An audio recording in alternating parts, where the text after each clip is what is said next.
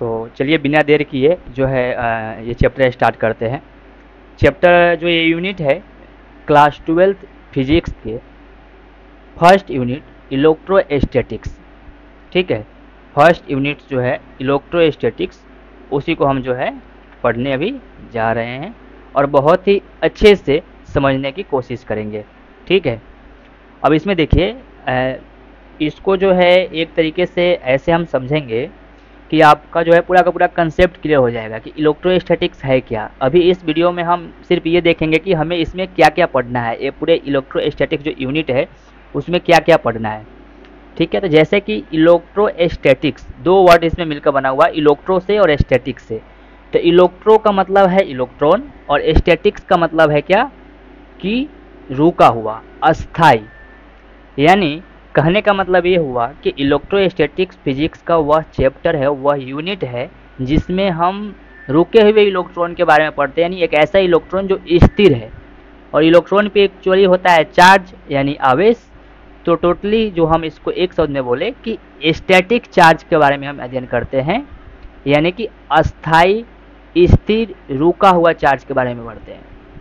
अब इसको रुका हुआ क्यों, देखिए एक तो आप इलेक्ट्रिक करंट पढ़ते हो। इलेक्ट्रिक करंट में क्या होता है, वायर में जो इलेक्ट्रॉन्स है वो दौड़ रहा होता है, चल रहा होता है, इसलिए वहाँ पे वो इलेक्ट्रिक करंट है। लेकिन यहाँ पे जो इलेक्ट्रोस्टैटिक्स में हम पढ़ेंगे वो वैसे इलेक्ट्रॉन्स, वैसे चार्ज का स्टडी करेंगे, अध्ययन करेंगे जो इलेक्ट्रॉन्स रुका हुआ है उसमें कोई मोमेंट नहीं है, ठीक है। क्योंकि जैसे ही इलेक्ट्रॉन्स मोमेंट करने लगता है तो वहाँ पे वो करंट बन जाता है।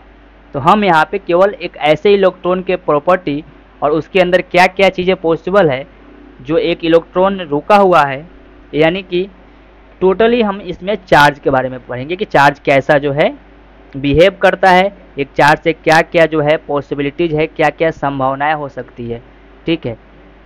तो टोटल जो है इलेक्ट्रोस्टैटिक्स भौतिकी यानी फिजिक्स का वह भाग है जिसमें हम स्थिर यानी स्टैटिक्स, अस्थाई चार्ज यानी इलेक्ट्रिक चार्ज और उसके प्रभावों का अध्ययन करते हैं, ठीक है। ये सिंपल लैंग्वेज में हो गया, आप ऐसे लिख सकते हो। अब एग्जाम्पल पे देखिए कि जब हम कोई वस्तु पर रगड़ते हैं तो उसमें आवेश आ जाता है ना। जब किसी दो वस्तुओं को रगड़िए आपस में तो आप देखिएगा एक पे जो है एक आवेशित होने लगेगा या फिर दूसरा एक थोड़ा गर्म होने लगता है, ऐसा एहसास आपको होता होगा।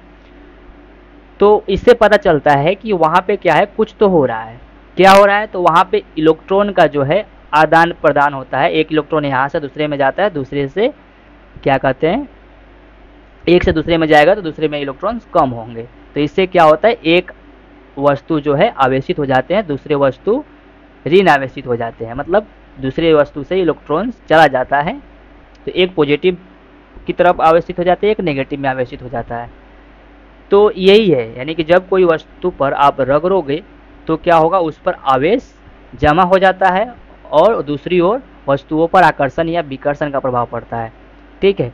तो टोटल मिलाकर ये सिंपल मैंने एक एग्जांपल दिया कि कैसे जो है इलेक्ट्रॉन्स यानी जो है आवेश, इलेक्ट्रॉन्स के अंदर जो आवेश होता है वो कैसे एक वस्तु से दूसरे वस्तु में एक छोटा सा प्रभाव डाल रहा है। मैंने पूरे इलेक्ट्रोस्टैटिक्स में जितने पढ़ने हैं एक इलेक्ट्रॉन्स और एक आवेश के बारे में, उसका मैंने एक छोटा सा आपको यहाँ पे एग्जाम्पल दिया है कि जैसे दो वस्तुओं को आप रगड़ते हो तो इलेक्ट्रॉन्स के ट्रांसफ़र की वजह से वहाँ पे क्या होता है, आवेशित हो जाते हैं एक वस्तु, ठीक है।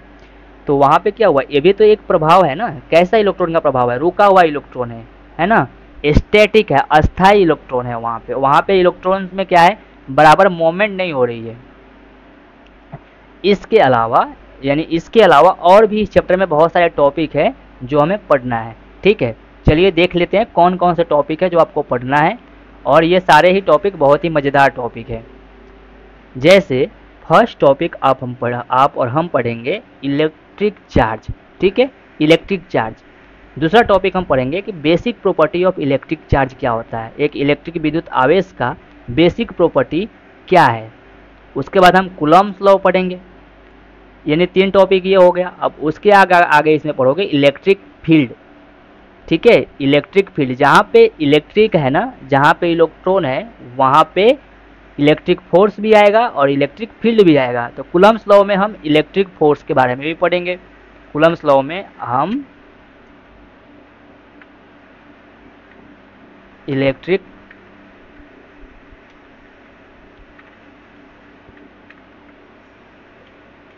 फोर्स के बारे में भी हम पढ़ेंगे। इलेक्ट्रिक फील्ड लाइंस पढ़ेंगे, फिर इलेक्ट्रिक डाइपोल पढ़ेंगे। ठीक है, ये सारे टॉपिक मैं अभी इसीलिए बता रहा हूँ कि जब मैं आगे एक्सप्लेन करूँगा तो आप इस सारे टॉपिक को समझोगे अच्छे से, क्योंकि सारे टॉपिक को अच्छे से समझना जरूरी है। फिर इस पे जो न्यूमेरिकल होंगे, जो क्वेश्चंस होंगे, वो बहुत ही ईजिली बनेगा आपसे। नेक्स्ट है इलेक्ट्रिक पोटेंशियल। जब हम इलेक्ट्रिक डाइपोल पढ़ लेंगे फिर इलेक्ट्रिक पोटेंशियल पढ़ेंगे। फिर क्या है इलेक्ट्रिक फील्ड, यानी relation between E and V. Electric field और इलेक्ट्रिक पोटेंशियल, इस दोनों के बीच में रिलेशन पढ़ेंगे कि क्या दोनों के बीच में रिलेशन है।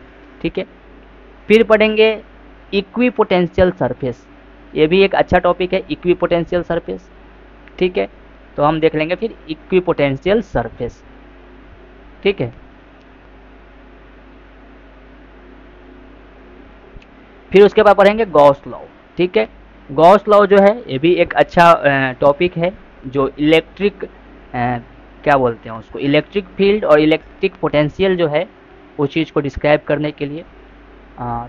इसके बाद हम आगे पढ़ेंगे applications of Gauss law. Applications क्या है कि गॉस लॉ कहाँ कहाँ लागू होते हैं, कहाँ कहाँ पे वो फिट बैठता है। देन हम पढ़ेंगे कैपेसिटर एंड कैपेसिटेंस। जैसे एक दूसरा जो हमारा चैप्टर होगा इलेक्ट्रिक करंट, उसमें हम रेसिस्टेंट पढ़ते हैं। सेम उसी का अपोजिट यहाँ पे कैपेसिटर एंड कैपेसिटेंस होते हैं। देखिए अपोजिट इन द सेंस सिर्फ फार्मूला में अपोजिट होता है, लेकिन दोनों का जो काम है उसमें अपोजिट मत समझ लीजिएगा आप। ठीक है, यहाँ पे कैपेसिटर का क्या काम है, और जो हमारी लोग क्या बोलते हैं करंट में जो हम रेसिस्टेंट पढ़ते हैं उसका काम क्या है, वो दोनों भी काम दोनों का अलग अलग है। बट जब हम फार्मूला ड्राइव करेंगे तो अपोजिट आते हैं, तो वहाँ पे हम इसको समझ लेंगे अच्छे से। फिलहाल हम टॉपिक का नाम समझते हैं, कैपेसिटर एंड कैपेसिटेंस। देन है एनर्जी स्टोर्ड इन कैपेसिटर, और उसके बाद है डाई इलेक्ट्रिक्स। और इन 14 टॉपिक के बाद हम पढ़ेंगे कुछ इंपॉर्टेंट क्वेश्चन। ठीक है, तो अभी तक इस वीडियो में जो है हमारा यही रहेगा कि अभी तक आप ये समझे कि इलेक्ट्रोस्टैटिक्स क्या होता है और इसके अंदर कौन कौन से टॉपिक हमें पढ़ने हैं। ठीक है, फिर जो है कल हम नेक्स्ट फर्स्ट टॉपिक जिसको बोलते हैं इलेक्ट्रिक चार्ज पढ़ेंगे अच्छे से, और अच्छे से डिटेल में उसको समझने की कोशिश करेंगे। उम्मीद है आपको अच्छा समझ में आया होगा। थैंक यू सो मच, मिलते हैं अगले वीडियो में।